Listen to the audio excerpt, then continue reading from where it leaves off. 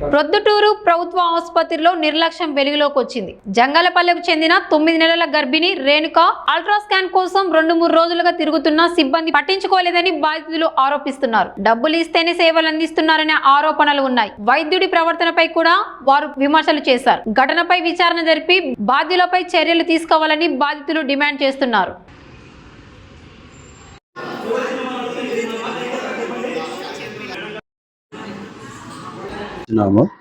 Ultra స్కానింగ్కి వస్తే డబ్బులు లేదు, గవర్నమెంట్ హాస్పిటల్కి వచ్చాము. స్కానింగ్ రిపోర్ట్కి వస్తే 9వ తారీఖు 4వ నెల 2026 సంవత్సరం వచ్చాము. ఉదయం 9ంటికి వచ్చి సార్ని అడిగితే సార్ అల్ట్రా స్కానింగ్ 9 నెలల ప్రెగ్నెంట్ కదా, అల్ట్రా స్కానింగ్ చేయిద్దామని వస్తే అంటే స్కానింగ్ వచ్చిన తర్వాత వాళ్ళు ఏమన్నారంటే ఓపీలు అయిపోయినాయని చెప్పారు. మళ్ళీ వచ్చేసి 10వ తారీఖు 4వ నెల 2026 వచ్చాము.